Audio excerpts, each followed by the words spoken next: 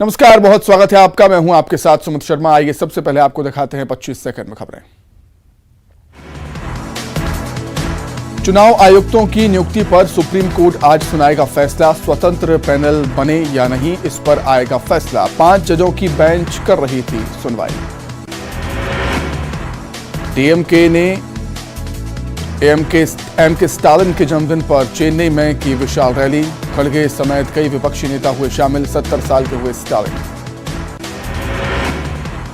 BJP ने press conference कर आप पर बोला हमला। गौरव भाटिया ने दिल्ली के सीएम अरविंद केजरीवाल का इस्तीफा मांगा। शराब घोटाले में आप पर लगाए गंभीर आरोप। पंचकूला में सरपंचों पर लाठीचार्ज, 100 से ज्यादा लोग घायल। ई टेंडरिंग का कर रहे थे विरोध। राजस्थान के भीलवाड़ा में पुलिस का बड़ा एक्शन। हवाला कारोबारियों पर पुलिस का शिकंजा। पुलिस ने 6 करोड़ 75 लाख किए बरामद। 2 लोगों को भी पकड़ा।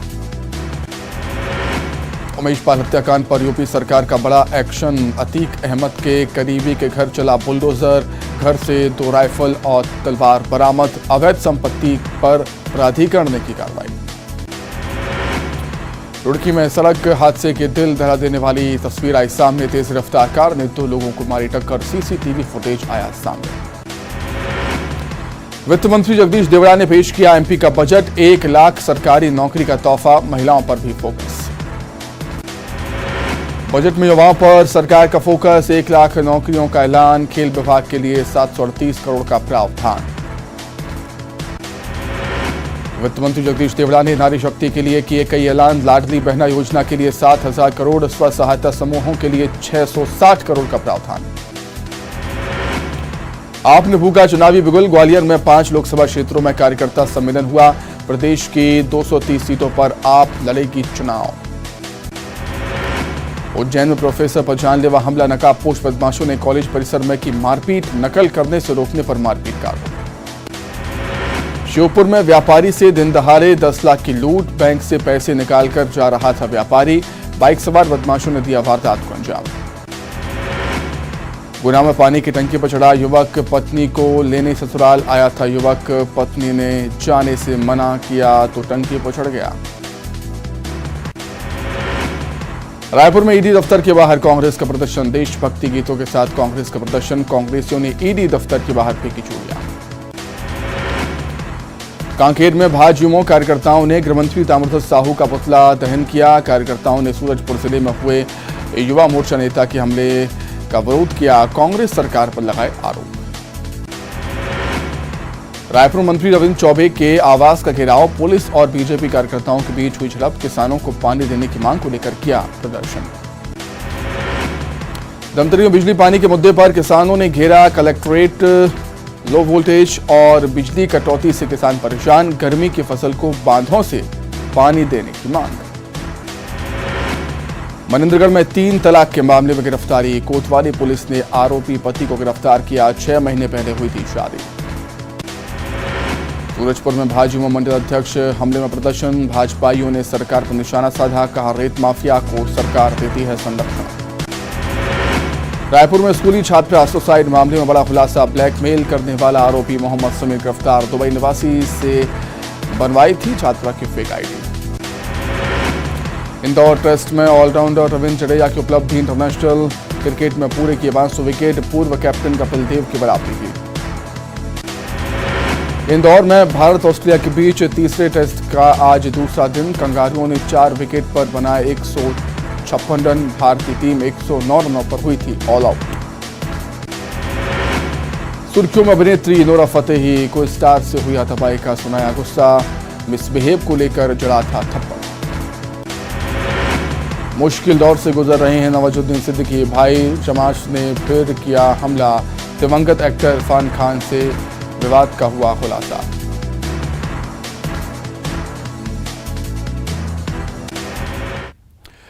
आइए अब खबरें विस्तार से। त्रिपुरा, मेघालय और नागालैंड विधानसभा चुनाव के आज नतीजे आने हैं। काउंटिंग सुबह 8 बजे से शुरू हो जाएगी। तीनों राज्यों की 60 सदस्यीय विधानसभाओं में बहुमत का आंकड़ा 31 है। जो राजनीतिक पार्टियां या गठबंधन इस आंकड़े को हासिल कर लेगा उसकी सरकार बनेगी।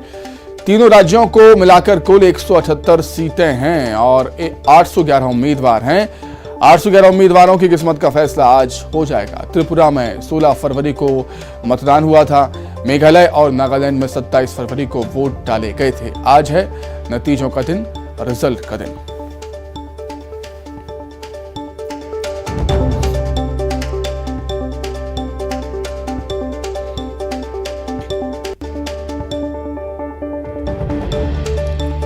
तो सुबह करीब 8 बजे से काउंटिंग शुरू हो जाएगी। 811 उम्मीदवारों की किस्मत का फैसला आज हो जाएगा। 178 सीटों पर चुनाव हुए थे तीनों राज्यों को मिलाकर। 60 सदस्यीय विधानसभा है तीनों राज्यों में। बहुमत का आंकड़ा है 31। त्रिपुरा, मेघालय और नागालैंड विधानसभा चुनाव के नतीजे आज आने हैं। सुबह 8 बजे से काउंटिंग शुरू होगी। तीनों राज्यों में 60 सीटें हैं और 60 सीटों का फैसला आज आना है। बहुमत का आंकड़ा है 31। जो भी राजनीतिक पार्टी या गठबंधन इस आंकड़े को, इस जादुई आंकड़े को छू लेता है, उसकी सरकार राज्य में बन जाएगी। अब बात करेंगे छत्तीसगढ़ की। छत्तीसगढ़ में बजट सत्र का आज दूसरा दिन है। बजट सत्र के पहले दिन सदन में सीएम भूपेश बघेल ने तीसरा अनुपूरक बजट मांग पेश किया। अनुपूरक मांगों पर सदन में चर्चा होगी। इसके साथ ही राज्यपाल के अभिभाषण पर 3 और 4 मार्च को चर्चा होनी है। विधानसभा अध्यक्ष चरणदास महंत ने इसके लिए व्यवस्था दी है। बजट सत्र के दूसरे दिन विपक्ष आज प्रधानमंत्री आवास योजना, बस्तर में बीजेपी नेताओं की हत्या, प्रदेश में बिगड़ती कानून व्यवस्था को लेकर सरकार को सदन में घेरेगा। सत्र के दूसरे दिन हंगामे के पूरे आसार।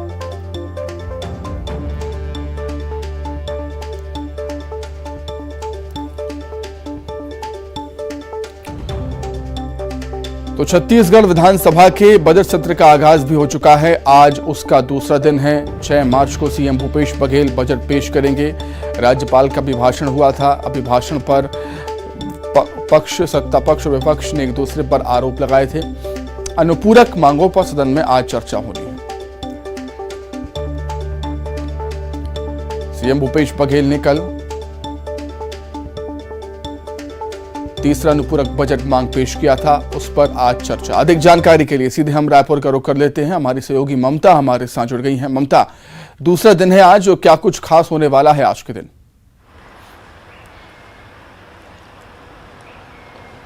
देखिए, छत्तीसगढ़ विधानसभा के बजट सत्र का आज दूसरा दिन है और हंगामेदार सत्र हो सकता है। कल कांग्रेस और बीजेपी दोनों ही पार्टियों के विधायक दल की बैठक हुई और इस बात पर रणनीति बनी कि किस तरीके से जो है वो एक दूसरे को घेरा जाए। बढ़ते अपराध है और इसके साथ ही अलग अलग मुद्दे हैं। बीजेपी के नेताओं की जो हत्या हुई है वो मसला है। इन सब मसलों को लेकर विपक्ष जो है वो आक्रामक हो सकता है। वहीं दूसरी तरफ अगर हम बात करें तो किस तरीके से विपक्ष को रोका जाए, विपक्ष को जो है वो जवाब दिया जाए और बजट सत्र को लेकर क्या इश्यूज हो सकते हैं, इसको लेकर खासतौर पर अगर हम बात करें तो कांग्रेस और बीजेपी के जो विधायक हैं या मंत्री विधायक जो हैं वो आमने सामने हो सकते हैं। जी निश्चित तौर पर जिस तरीके से हमने देखा पहले दिन जब राज्यपाल का अभिभाषण हुआ, अभिभाषण को लेकर जो विपक्ष है वो सत्ता पक्ष पर हावी दिखाई दिया, उससे हम अंदाजा लगा सकते हैं कि आने वाले दिन और भी हंगामेदार होने के आसार। ममता, आपका बहुत शुक्रिया जुड़ने के लिए, तमाम बातचीत के लिए आपका बहुत धन्यवाद। तो छत्तीसगढ़ सरकार 6 मार्च को बजट पेश करने वाली है। वहीं कोंडागांव में बजट को लेकर आम जनता से व्यापारी वर्ग तक सभी की निगाहें टिकी हुई हैं। हर किसी को उम्मीद है कि इस बार प्रदेश की सरकार आम जनता को राहत देने वाला बजट लाएगी और कमर तोड़ महंगाई से आम जनता को राहत देगी। आइए जानते हैं कि बजट को लेकर क्या राय है आम जनता की। हमें ऐसा कुछ खास व्यापारियों के लिए खासकर ऐसा कुछ मिला नहीं। उन्होंने मिडिल क्लास के भले इनकम टैक्स के लिए उन्होंने किया व्यवस्था, लेकिन खासकर जो व्यापारी हैं उन व्यापारी वर्ग के लिए ऐसा कुछ खास छूट मिला नहीं है। राज्य सरकार का आ रहा है तो हमें उम्मीद है कि उनसे हमें कुछ छूट मिलेगी ताकि हमारे व्यापार में वृद्धि हो और उसके लिए फ़ायदा मिले हमको। देखिए, केंद्र का जो बजट आया उसमें तो काफ़ी सारी उम्मीदें थी। कुछ उम्मीदें तो पूरी हुई, लेकिन आम जनता को राहत नहीं मिल पाई। आम जनता को का मतलब ये कि जो निचले तबके के लोग हैं, कुछ ऐसे तबके हैं जिसमें मतलब कोविड काल से जो अभी तक चले आ रहे हैं उनको मतलब कुछ रियायत ही नहीं मिल पाई। केंद्र सरकार का जो बजट आया, हम महिलाएं उससे कोई हम खुश नहीं हैं, कोई हमको लाभ नहीं मिला है केंद्र सरकार की बजट से, और परेशानी है।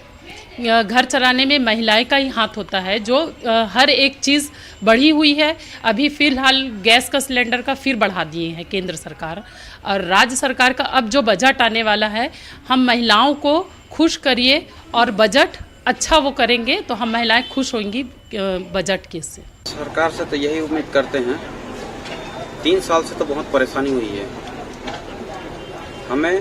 अभी सरकार से हम ये उम्मीद करते हैं कि बजट ला तो रही है, किसी भी चीज में टैक्स ना बढ़ाएं, गरीब एवं मध्यम वर्ग को राहत दे। प्रदेश सरकार कुछ राहत वाला बजट दे, और रोजगार जो सबसे महत्वपूर्ण है, बजट में रोजगार महत्वपूर्ण रूप से शामिल करे।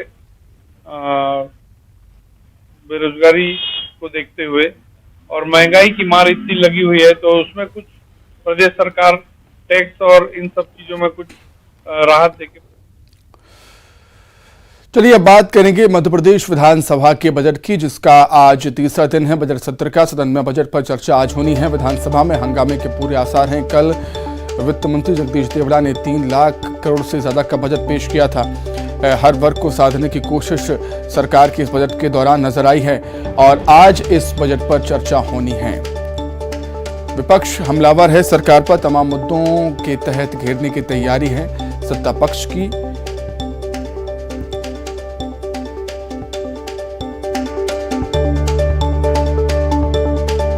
और आज बजट पर चर्चा होनी है। विधानसभा में हंगामे के पूरे आसार। कल विपक्ष ने आरोप लगाया कि बजट में कुछ भी नहीं है, केवल चुनावी घोषणाएं बजट में की हैं। विपक्ष के आरोप थे सत्ता पक्ष पर, वहीं सत्ता पक्ष के अपने ही अलग तर्क थे बजट को लेकर। कल वित्त मंत्री जगदीश देवड़ा ने 3 लाख करोड़ से ज्यादा का बजट पेश किया और आज उसी बजट पर चर्चा। अधिक जानकारी के लिए सीधे भोपाल का रुख कर देंगे हमारे सहयोगी अनुराग श्रीवास्तव हमारे साथ जुड़ गए हैं लाइव। अनुराग, कल विधानसभा में सत्र के दौरान बजट पेश हुआ, 3 लाख करोड़ से ज्यादा का बजट वित्त मंत्री ने पेश किया। इस बजट को लेकर विपक्ष के अपने ही अलग तर्क हैं। विपक्ष का ये कहना था कि ये चुनावी घोषणाएं हैं, बजट में कुछ भी नहीं है। आज फिर से सत्र में, सदन में हंगामे के पूरे आसार।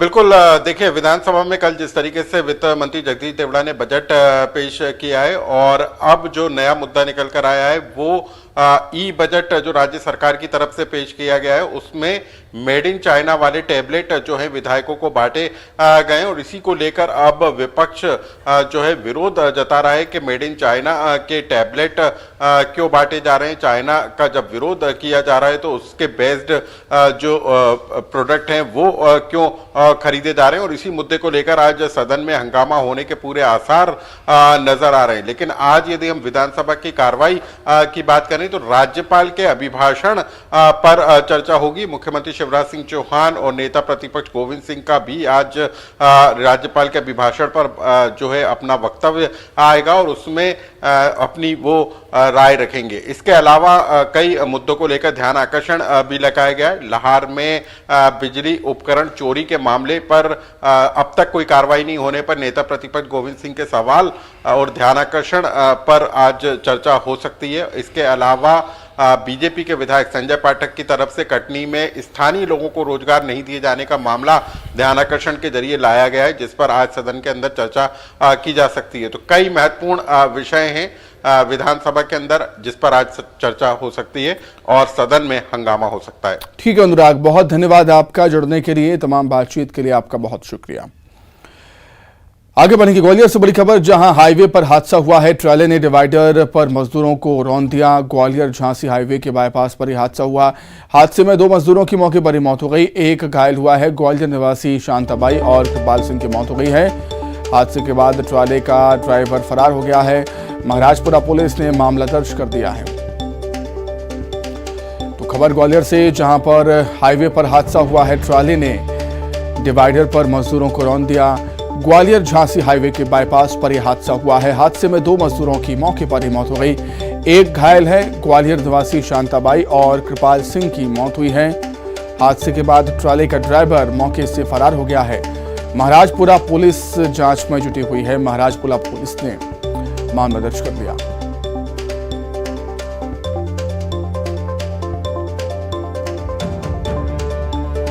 अधिक जानकारी के लिए बातचीत करेंगे। संवाददाता सुशील कौशिक हमारे साथ जुड़ गए हैं फोन पर। सुशील, क्या कुछ और जानकारी, किन परिस्थितियों में कैसे हादसा हुआ? कल देर शाम का ये पूरा वाकया है। ग्वालियर झांसी हाईवे की पूरी ये घटना है और महाराजपुरा थाना क्षेत्र के मुरैना रोड इलाके की घटना है।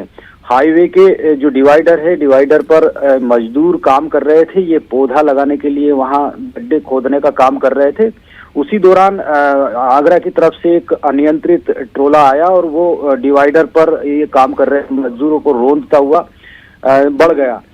इस हादसे में जो 2 मजदूरों की मौत हुई है उनमें 50 साल की शांतिया बाई है और इसके अलावा 58 साल के कृपाल सिंह की मौत हुई। ये दोनों ग्वालियर जिले के नाथोकापुरा जारगा गांव के रहने वाले हैं। इन दोनों की मौके पर मौत हो गई, जबकि ममता नाम की एक और जो महिला मजदूर है उसकी हालत गंभीर है, जिसे जय आरोग्य अस्पताल में भर्ती कराया गया है। इन दोनों मजदूरों के शव को रात को ग्वालियर के जय आरोग्य अस्पताल लाया गया है। आज इनका दोनों का पीएम कराया जाएगा। हादसे के बाद जो ट्रोला का ड्राइवर है वो भाग गया था। यही वजह है कि महाराजपुरा पुलिस ने अब इसमें ड्राइवर के खिलाफ केस दर्ज कर लिया है। साथ ही दोनों मजदूरों के शवों का आज पीएम कराया जाएगा। ट्रोला का जो ड्राइवर है उसकी तलाश की जा रही है। इसके अलावा जो उसका मालिक है उससे भी संपर्क किया जा रहा है। और जो घटनाक्रम हुआ उसमें यही है कि ट्रोला जो ड्राइवर है उसकी लापरवाही सामने आई है, क्योंकि मजदूर डिवाइडर पर काम कर रहे थे और ये ट्रोला ड्राइवर डिवाइडर के ऊपर उनको रोंदता हुआ निकल गया था। तो बेहद दर्दनाक हादसा था ये और ग्वालियर झांसी हाईवे का पूरा ये घटनाक्रम। बिल्कुल सुशील, आपसे ये भी जानना चाहूंगा कि ये घटना कितने बजे घटित हुई, मतलब हादसे का समय क्या था? देखिए, शाम के आसपास का ये घटनाक्रम बताया जा रहा है कि उस वक्त मजदूर ये काम कर रहे थे और संभवतः 5 बजे के आसपास की ये घटना बताई जा रही है। संभवतः अभी निश्चित समय जो है जानकारी इसकी मिल नहीं पाई, लेकिन जो लोगों ने बताया लगभग 5 बजे के आसपास की घटना है। काफी देर वहां मजदूरों के शव पड़े रहे। जब लोगों ने आसपास सूचना दी उसके बाद महाराजपुरा पुलिस पहुंची थी, क्योंकि ग्वालियर झांसी हाईवे का ये पूरा मामला था। मुरैना रोड की ये घटना थी और आगरा की तरफ से ही ये ट्रोला आ रहा था। तो अब दोनों जो मजदूर है उनके शवों का पीएम किया जाएगा आज, और जो ट्रोला ड्राइवर है उसके खिलाफ भी पुलिस ने केस इसमें दर्ज कर लिया है। ठीक है सुशील, बहुत शुक्रिया आपका तमाम जानकारी के लिए। आगे बढ़ेंगे। मध्य प्रदेश में आज से 12वीं की बोर्ड की परीक्षाएं शुरू हो रही हैं। 12वीं में करीब 8 लाख छात्र शामिल होंगे परीक्षा में। वहीं परीक्षा के लिए 3619 परीक्षा केंद्र बनाए गए हैं, जबकि नकल रोकने के लिए परीक्षा केंद्रों पर विशेष इंतजाम किए गए।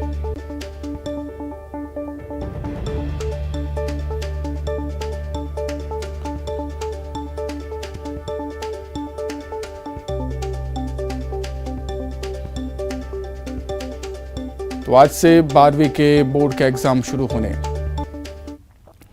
वहीं बात करें छत्तीसगढ़ की, तो छत्तीसगढ़ में भी 10वीं बोर्ड की परीक्षाएं शुरू होंगी। परीक्षा को लेकर माध्यमिक शिक्षा मंडल ने तैयारी पूरी कर ली है। संवेदनशील परीक्षा केंद्रों पर नजर रखने के लिए निर्देश दिए गए हैं। 10वीं बोर्ड में 3,37,000 छात्र शामिल होंगे।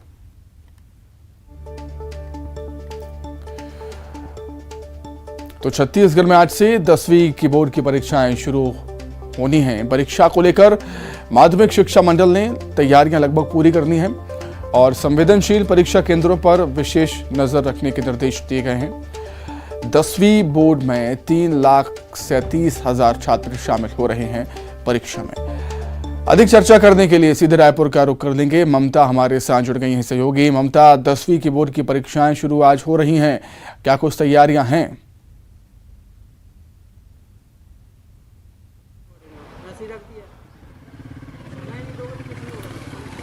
दोनों का ना, दोनों बहुत हो गया। तो छात्रों ने तैयारियां यहां पर पूरी कर ली हैं। बस इंतजार है 9 बजे से परीक्षा शुरू होगी 10वीं की, और परीक्षा केंद्रों पर माध्यमिक शिक्षा मंडल ने तैयारियां पूरी की हैं। अहम दिन छात्रों के लिए, 10वीं के छात्रों के लिए, क्योंकि इम्तिहान उनके शुरू हो रहे हैं। आज से इम्तिहान की घड़ी अब नज़दीक है। 9 बजे से परीक्षा शुरू होगी, पेपर स्टार्ट होगा। तो परीक्षा केंद्रों पर तैयारियां पूरी हैं ताकि जो परीक्षार्थी हैं उनको कोई दिक्कत ना हो, जो छात्र हैं उनको कोई दिक्कत ना हो। और नकल रोकने के लिए विशेष इंतजाम किए गए हैं। जो संवेदनशील परीक्षा केंद्र हैं वहां पर खास तौर से नजर रखने के लिए कहा गया है। रायपुर से ममता हमारे साथ जुड़ गई हैं, आइए उनसे जानते हैं क्या कुछ तैयारियां हैं। ममता, आज इम्तिहान शुरू हो रहे हैं 10वीं के, क्या कुछ तैयारियां वहां पर?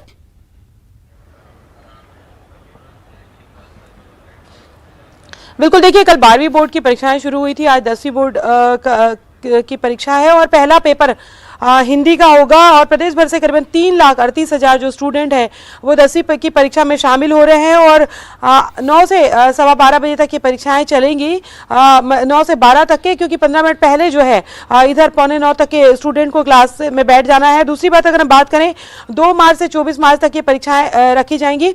नकल रोकने के लिए खासतौर पर इंतजाम किए गए हैं और जो किसी भी तरह का इलेक्ट्रॉनिक गैजेट जो है वो स्टूडेंट नहीं ले जा सकते, मोबाइल अलाउ नहीं होगा। कोरोना काल के बाद में अगर हम बात करें, हालांकि जो बच्चे 10वीं के जो बच्चे हैं उनकी पहली बोर्ड परीक्षा है और हालांकि 8वीं के बोर्ड तो अभी है नहीं, लेकिन 12वीं के बच्चों के लिए यह जरूर था कि पिछली बार उन्होंने 10वीं बोर्ड की परीक्षाएं घर से ही जो है पेपर लिख के सबमिट किए थे, तो 12वीं बोर्ड की परीक्षा उनके लिए पहली बार थी।